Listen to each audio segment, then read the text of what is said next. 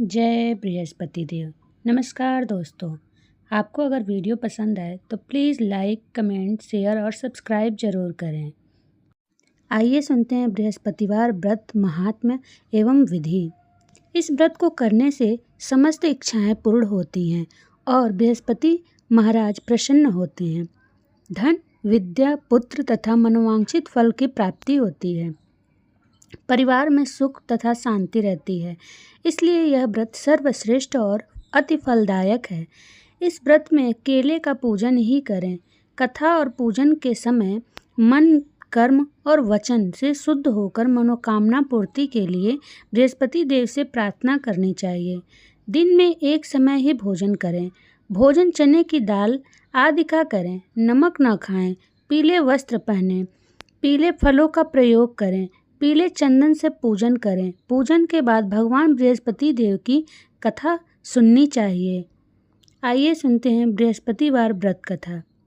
प्राचीन समय की बात है, एक बड़ा प्रतापी तथा दानी राजा था। वह प्रत्येक गुरुवार को व्रत रखता एवं पूजन करता था। यह उसकी रानी को अच्छा न लगता। न वह व्रत करती और न ही किसी को एक पैसे का दान भी देती। राजा को भी ऐसा करने से मना किया करती। एक समय की बात है कि राजा शिकार खेलने वन को चले गए। घर पर रानी और दासी थी। उस समय गुरु बृहस्पति देव साधु का रूप धारण कर राजा के दरवाजे पर भिक्षा मांगने आए। साधु ने रानी से भिक्षा मांगी तो वह कहने लगी, हे साधु महाराज, मैं इस दान और पुण्य से तंग आ गई हूँ। आप कोई ऐसा उपाय बताएं जिससे यह सारा धन नष्ट हो जाए और मैं आराम से रह सकूं। साधु रूपी बृहस्पति देव ने कहा, हे देवी, तुम बड़ी विचित्र हो। संतान और धन से भी कोई दुखी होता है। अगर तुम्हारे पास धन अधिक है तो इसे शुभ कार्यों में लगाओ, जिससे तुम्हारे दोनों लोग सुधरें। परंतु साधु की इन बातों से रानी खुश नहीं हुई। उसने कहा, मुझे ऐसे धन की आवश्यकता नहीं जिसे मैं दान दूं तथा जिसको संभालने में ही मेरा सारा समय नष्ट हो जाए। साधु ने कहा, यदि तुम्हारी ऐसी इच्छा है तो जैसा मैं तुम्हें बताता हूँ तुम वैसा ही करना। बृहस्पतिवार के दिन तुम घर को गोबर से लीपना। अपने केसों को पीली मिट्टी से धोना। केसों को धोते समय स्नान करना। राजा से हजामत बनाने को कहना। भोजन में मांस मदिरा खाना। कपड़ा धोबी के यहाँ धुलने को देना। इस प्रकार 7 बृहस्पतिवार करने से तुम्हारा समस्त धन नष्ट हो जाएगा। इतना कहकर साधु बने बृहस्पति देव अंतर ध्यान हो गए। साधु के कहे अनुसार करते हुए रानी को केवल 3 बृहस्पतिवार ही बीते थे कि उसकी समस्त धन संपत्ति नष्ट हो गई। भोजन के लिए परिवार तरसने लगा। एक दिन राजा रानी से बोला, हे रानी, तुम यहीं रहो, मैं दूसरे देश को जाता हूँ, क्योंकि यहाँ पर मुझे सभी जानते हैं, इसलिए मैं कोई छोटा कार्य नहीं कर सकता। ऐसा कहकर राजा परदेश चला गया। वहाँ वह जंगल से लकड़ी काट कर लाता और शहर में बेचता। इस तरह वह अपना जीवन व्यतीत करने लगा। इधर राजा के बिना रानी और दासी दुखी रहने लगी। एक समय जब रानी और दासियों को 7 दिन बिना भोजन के रहना पड़ा तो रानी ने अपनी दासी से कहा, हे दासी, पास ही के नगर में मेरी बहन रहती है। वह बड़ी धनवान है। तू उसके पास जा और कुछ ले आ ताकि थोड़ा बहुत गुजर बसर हो जाए। दासी रानी की बहन के पास गई। उस दिन बृहस्पतिवार था। रानी की बहन उस समय बृहस्पतिवार की कथा सुन रही थी। दासी ने रानी की बहन को अपनी रानी का संदेश दिया, लेकिन रानी की बहन ने कोई उत्तर नहीं दिया। जब दासी को रानी की बहन से कोई उत्तर नहीं मिला तो वह बहुत दुखी हुई। उसे क्रोध भी आया। दासी ने वापस आकर रानी को सारी बात बता दी। सुनकर रानी ने अपने भाग्य को कोसा। उधर रानी की बहन ने सोचा कि मेरी बहन की दासी आई थी, परंतु मैं उससे नहीं बोली, इससे वह बहुत दुखी हुई होगी। कथा सुनकर और पूजन समाप्त कर वह अपनी बहन के घर गई और कहने लगी, हे बहन, मैं बृहस्पतिवार का व्रत कर रही थी। तुम्हारी दासी गई, परंतु जब तक कथा होती है तब तक न तो उठते हैं और न बोलते हैं, इसलिए मैं नहीं बोली। कहो दासी क्यों गई थी? रानी बोली, बहन, हमारे घर अनाज नहीं था। ऐसा कहते कहते रानी की आंखें भर आईं। उसने दासियों समेत भूखा रहने की बात भी अपनी बहन को बता दी। रानी की बहन बोली, बहन देखो, बृहस्पति देव भगवान सबकी मनोकामना पूर्ण करते हैं। देखो, शायद तुम्हारे घर में ही अनाज रखा हो। यह सुनकर दासी घर के अंदर गई तो वहाँ उसे एक घड़ा अनाज का भरा मिल गया। उसे बड़ी हैरानी हुई क्योंकि उसे एक एक बर्तन देख लिया था। उसने बाहर आकर रानी को बताया। दासी रानी से कहने लगी, हे रानी, जब हमको भोजन नहीं मिलता तो हम व्रत ही करते हैं, इसलिए क्यों न इनसे व्रत और कथा की विधि पूछ ली जाए, हम भी व्रत किया करेंगे। दासी के कहने पर रानी ने अपनी बहन से बृहस्पतिवार व्रत के बारे में पूछा। उसकी बहन ने बताया, बृहस्पतिवार के व्रत में चने की दाल और मुनक्का से विष्णु भगवान का केले की जड़ में पूजन करें तथा दीपक जलाएं, पीला भोजन करें तथा कथा सुनें। इससे गुरु भगवान प्रसन्न होते हैं, मनोकामना पूर्ण करते हैं। व्रत और पूजन की विधि बताकर रानी की बहन अपने घर लौट गई। रानी और दासी दोनों ने निश्चय किया कि बृहस्पति देव भगवान का पूजन जरूर करेंगे। 7 रोज बाद जब बृहस्पतिवार आया तो उन्होंने व्रत रखा। घुड़साल में जाकर चना और गुड़ बीन लाई तथा उसकी दाल से केले की जड़ तथा विष्णु भगवान का पूजन किया। अब पीला भोजन कहाँ से आए? दोनों बड़ी दुखी हुई, परंतु उन्होंने व्रत किया था, इसलिए बृहस्पति देव भगवान प्रसन्न थे। एक साधारण व्यक्ति के रूप में 2 थालों में सुंदर पीला भोजन लेकर आए और दासी को देकर बोले, हे दासी, यह भोजन तुम्हारे लिए और तुम्हारी रानी के लिए है, इसे तुम दोनों ग्रहण करना। दासी भोजन पाकर बहुत प्रसन्न हुई और उसने रानी को सारी बात बताई। उसके बाद से वे प्रत्येक बृहस्पतिवार को गुरु भगवान का व्रत और पूजन करने लगी। बृहस्पति भगवान की कृपा से उनके पास धन हो गया, परंतु रानी फिर पहले की तरह आलस्य करने लगी। तब दासी बोली, देखो रानी, तुम पहले भी इस प्रकार आलस्य करती थी, तुम्हें धन के रखने में कष्ट होता था, इस कारण सभी धन नष्ट हो गया। अब गुरु भगवान की कृपा से धन मिला है तो फिर तुम्हें आलस्य होता है। बड़ी मुसीबतों के बाद हमने यह धन पाया है, इसलिए हमें दान पुण्य करना चाहिए। अब तुम भूखे मनुष्यों को भोजन कराओ, प्याऊ लगवाओ, ब्राह्मणों को दान दो, कुआं, तालाब, बावड़ी आदि का निर्माण कराओ, मंदिर पाठशाला बनवाकर ज्ञान दान दो, कुंवारी कन्याओं का विवाह कराओ, अर्थात धन को शुभ कर्मों में खर्च करो, जिससे तुम्हारे कुल का यश बढ़े तथा स्वर्ग प्राप्त हो और पितर प्रसन्न हो। दासी की बात मानकर रानी शुभ कर्म करने लगी। उसका यश फैलने लगा। एक दिन रानी और दासी आपस में विचार करने लगी कि न जाने राजा किस दशा में होंगे, उनकी कोई खोज खबर नहीं है। उन्होंने श्रद्धापूर्वक गुरु भगवान से प्रार्थना की कि राजा जहाँ कहीं भी हों शीघ्र वापस आ जाएं। उधर राजा परदेश में बहुत दुखी रहने लगा। वह प्रतिदिन जंगल से लकड़ी बीनकर लाता और उसे शहर में बेचकर अपने दुखी जीवन को बड़ी कठिनता से व्यतीत करता। एक दिन दुखी हो अपनी पुरानी बातों को याद करके वह रोने लगा और उदास हो गया।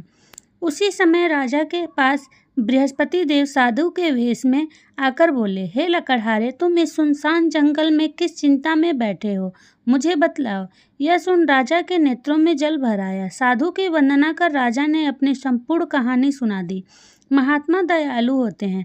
वे राजा से बोले, हे राजा, तुम्हारी पत्नी ने बृहस्पतिवार के दिन प्रति अपराध किया था, जिसके कारण तुम्हारी यह दशा हुई।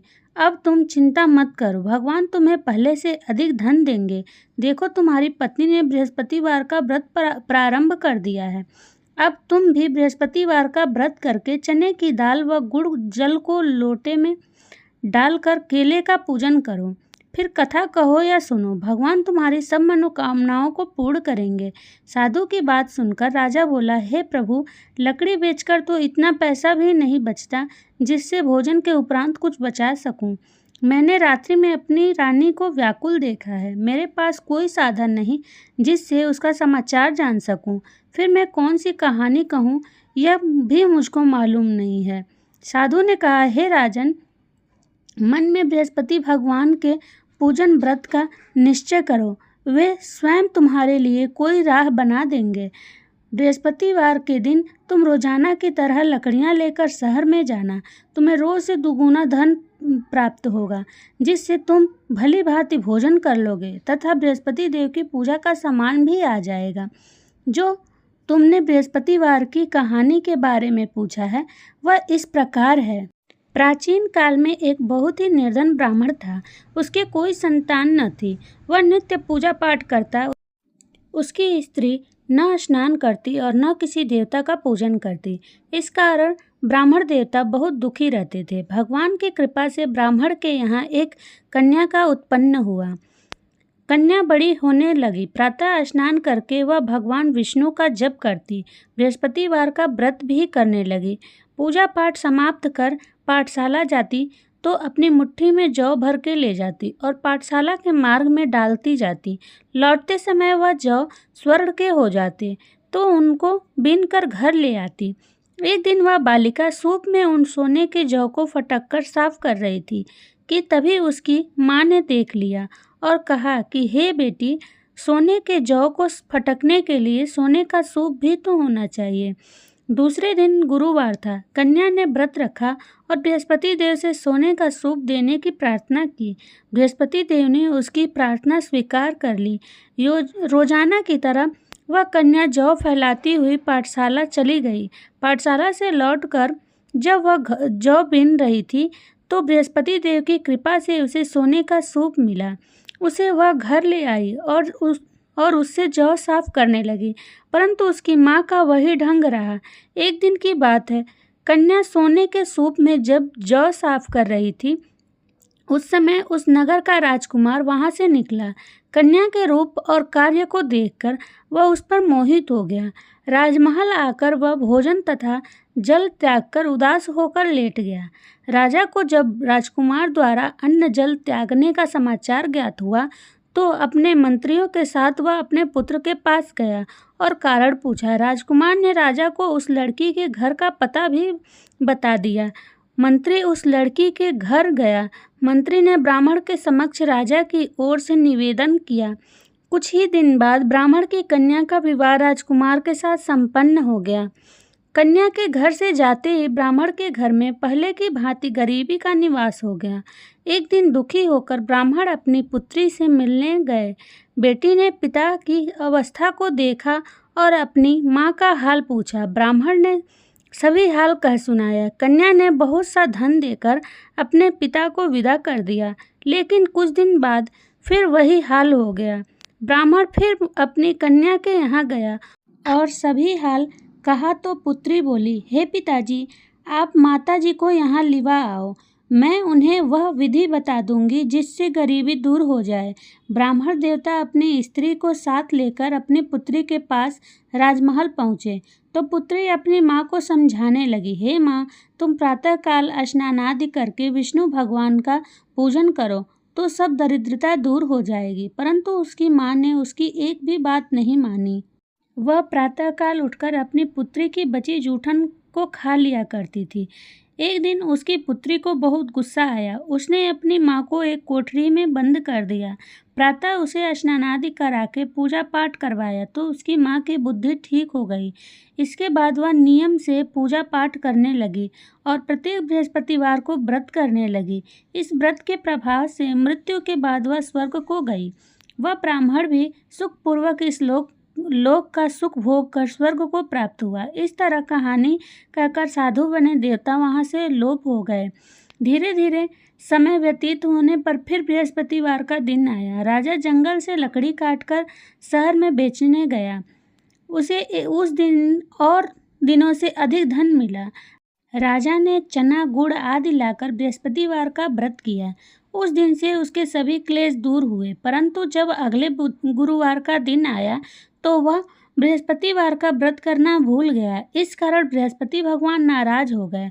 उस दिन उस नगर के राजा ने विशाल यज्ञ का आयोजन किया था तथा अपने समस्त राज्य में घोषणा करवा दी कि सभी मेरे यहाँ भोजन करने आवें। किसी के घर चूल्हा न जले। इस आज्ञा को जो न मानेगा उसको फांसी दे दी जाएगी। राजा की आज्ञानुसार राज्य के सभी वासी राजा के भोज में सम्मिलित हुए, लेकिन लकड़हारा कुछ देर से पहुंचा, इसलिए राजा उसको अपने साथ महल में ले गए। जब राजा लकड़हारे को भोजन करा रहे थे तो रानी की दृष्टि उस खूंटी पर पड़ी जिस पर उसका हार लटका हुआ था। उसे हार खूंटी पर लटका दिखाई नहीं दिया। रानी को निश्चय हो गया कि मेरा हार इस लकड़हारे ने चुरा लिया है। उसी समय सैनिक बुलवाकर उसको जेल में डलवा दिया। लकड़हारा जेल में विचार करने लगा कि न जाने कौन से पूर्व जन्म के कर्म से मुझे यह दुख प्राप्त हुआ है, और जंगल में मिले साधु को याद करने लगा। तत्काल बृहस्पति देव साधु के रूप में प्रकट हो गए और कहने लगे, अरे मूर्ख, तूने बृहस्पति देवता की कथा नहीं की, उसी कारण तुझे यह दुख प्राप्त हुआ है। अब चिंता मत कर। बृहस्पतिवार के दिन जेल खाने के दरवाजे पर तुझे 4 पैसे पड़े मिलेंगे। उनसे तू बृहस्पतिवार की पूजा करना तो तेरे सभी कष्ट दूर हो जाएंगे। अगले बृहस्पतिवार उसे जेल के द्वार पर 4 पैसे मिले। राजा ने पूजा का सामान मंगवाकर कथा कही और प्रसाद बांटा। उसी रात्रि में बृहस्पति देव ने उस नगर के राजा को स्वप्न में कहा, हे राजा, तूने जिसे जेल में बंद किया है उसे कल छोड़ देना, वह निर्दोष है। राजा प्रातःकाल उठा और खूंटी पर हाथ टंगा देखकर लकड़हारे को बुलाकर क्षमा मांगी तथा राजा के योग्य सुंदर वस्त्र आभूषण भेंट कर उसे विदा किया। गुरुदेव की आज्ञानुसार राजा अपने नगर को चल दिया। राजा जब नगर के निकट पहुंचा तो उसे बड़ा ही आश्चर्य हुआ। नगर में पहले से अधिक बाग, तालाब और कुएं तथा बहुत सी धर्मशालाएं, मंदिर आदि बने हुए थे। राजा ने पूछा कि यह किसका बाग और धर्मशाला है। तब नगर के सब लोग कहने लगे कि यह सब रानी और दासी द्वारा बनवाए गए हैं। राजा को आश्चर्य हुआ और गुस्सा भी आया कि उसकी अनुपस्थिति में रानी के पास धन कहाँ से आया होगा। जब रानी ने यह खबर सुनी कि राजा आ रहे हैं तो उसने अपनी दासी से कहा, हे दासी, देख, राजा हमको कितनी बुरी हालत में छोड़ गए थे। वह हमारी ऐसी हालत देखकर लौट न जाएं, इसलिए तू दरवाजे पर खड़ी हो जा। रानी की आज्ञानुसार दासी दरवाजे पर खड़ी हो गई और जब राजा आए तो उन्हें अपने साथ महल में लिवा आई। तब राजा ने क्रोध करके अपनी तलवार निकाली और पूछने लगा, बताओ, यह धन तुम्हें कैसे प्राप्त हुआ है। तब रानी ने सारी कथा कह सुनाई। राजा ने निश्चय किया कि मैं रोजाना दिन में 3 बार कहानी कहा करूँगा और रोज व्रत किया करूँगा। अब हर समय राजा के दुसाले में दुपट्टे में चने की दाल बंधी रहती तथा दिन में 3 बार कथा कहता। एक रोज राजा ने विचार किया कि चलो अपनी बहन के यहाँ हो आऊं। इस तरह का निश्चय कर राजा घोड़े पर सवार हो अपनी बहन के यहाँ चल दिया। मार्ग में उसने देखा कि कुछ आदमी एक मुर्दे को लिए जा रहे हैं। उन्हें रोककर राजा कहने लगा, अरे भाइयों, मेरी बृहस्पतिवार की कथा सुन लो। वे बोले, लो, हमारा तो आदमी मर गया, इसको अपनी कथा की पड़ी है। परंतु कुछ आदमी बोले, अच्छा कहो, हम तुम्हारी कथा भी सुनेंगे। राजा ने दाल निकाली और कथा कहना शुरू कर दिया। जब कथा आधी हुई तो मुर्दा हिलने लगा और जब कथा समाप्त हुई तो राम राम करके वह मुर्दा खड़ा हो गया। राजा आगे बढ़ा। उसे चलते चलते शाम हो गई। आगे मार्ग में उसे एक किसान खेत में हल चलाता मिला। राजा ने उससे कथा सुनने का आग्रह किया, लेकिन वह नहीं माना। राजा आगे चल पड़ा। राजा के हटते ही बैल पछाड़ खाकर गिर गए तथा किसान के पेट में बहुत जोर से दर्द होने लगा। उसी समय किसान की माँ रोटी लेकर आई। उसने जब देखा तो अपने पुत्र से सब हाल पूछा। बेटे ने सभी हाल बता दिया। बुढ़िया दौड़ी दौड़ी उस घुड़सवार के पास पहुंची और उससे बोली, मैं तेरी कथा सुनूंगी, तू अपनी कथा मेरे खेत पर ही चलकर कहना। राजा ने लौटकर बुढ़िया के खेत पर जाकर कथा कही, जिसके सुनते ही बैल खड़े हो गए तथा किसान के पेट का दर्द भी बंद हो गया। राजा अपनी बहन के घर पहुंच गया। बहन ने भाई की खूब मेहमानी की। दूसरे रोज प्रातःकाल राजा जगा तो वह देखने लगा कि सब लोग भोजन कर रहे हैं। राजा ने अपनी बहन से जब पूछा, ऐसा कोई मनुष्य है जिसने भोजन नहीं किया हो, जो मेरी बृहस्पतिवार की कथा सुन ले। बहन बोली, हे भैया, यह देश ऐसा ही है। यहाँ लोग पहले भोजन करते हैं, बाद में कोई अन्य काम करते हैं। फिर वह एक कुम्हार के घर गई, जिसका लड़का बीमार था। उसे मालूम हुआ कि उसके यहाँ 3 दिन से किसी ने भोजन नहीं किया है। रानी ने अपनी भाई की कथा सुनने के लिए कुम्हार से कहा। वह तैयार हो गया। राजा ने जाकर बृहस्पतिवार की कथा कही, जिसको सुनकर उसका लड़का ठीक हो गया। अब तो राजा को प्रशंसा होने लगी। एक दिन राजा ने अपनी बहन से कहा, हे बहन, मैं अब अपने घर जाऊंगा, तुम भी तैयार हो जाओ। राजा की बहन ने अपनी सास से अपने भाई के साथ जाने की आज्ञा मांगी। सास बोली, हाँ चली जा, मगर अपने लड़कों को मत ले जाना, क्योंकि तेरे भाई की कोई संतान नहीं होती। बहन ने अपने भाई से कहा, हे भैया, मैं तो चलूंगी मगर कोई बालक नहीं जाएगा। अपनी बहन को भी छोड़कर दुखी मन से राजा अपने नगर को लौट आया। राजा ने अपनी रानी से सारी कथा बताई और बिना भोजन किए वह शैया पर लेट गया। रानी बोली, हे प्रभु, बृहस्पति देव ने हमें सब कुछ दिया है, वे संतान भी अवश्य देंगे। उसी रात बृहस्पति देव ने राजा को स्वप्न में कहा, हे राजा, उठ, सभी सोच त्याग दे, तेरी रानी गर्भवती है। राजा को यह जानकर बड़ी खुशी हुई। 9वें महीने रानी के गर्भ से एक सुंदर पुत्र पैदा हुआ। तब राजा बोला, हे रानी, स्त्री बिना भोजन के रह सकती है, परंतु बिना कहे नहीं रह सकती। जब मेरी बहन आए तो तुम उससे कुछ मत कहना। रानी ने हाँ कर दी। जब राजा की बहन ने यह शुभ समाचार सुना तो वह बहुत खुश हुई तथा बधाई लेकर अपने भाई के यहाँ आई। रानी ने तब उसे आने का उलाहना दिया। जब भाई अपने साथ ला रहे थे तब टाल गई, उनके साथ न आई और आज अपने आप ही भागी भागी बिना बुलाए आ गई।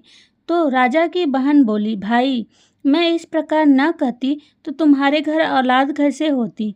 बृहस्पति देव सभी कामनाएं पूर्ण करते हैं।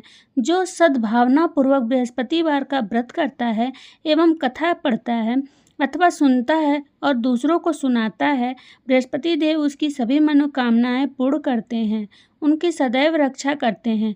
जो संसार में सद्भावना से गुरुदेव का पूजन एवं व्रत सच्चे हृदय से करते हैं, उनकी सभी मनोकामनाएं वैसे ही पूर्ण होती है जैसी सच्ची भावना से रानी और राजा ने बृहस्पति देव की कथा का गुणगान किया तो उनकी इच्छाएं पूरी हुईं।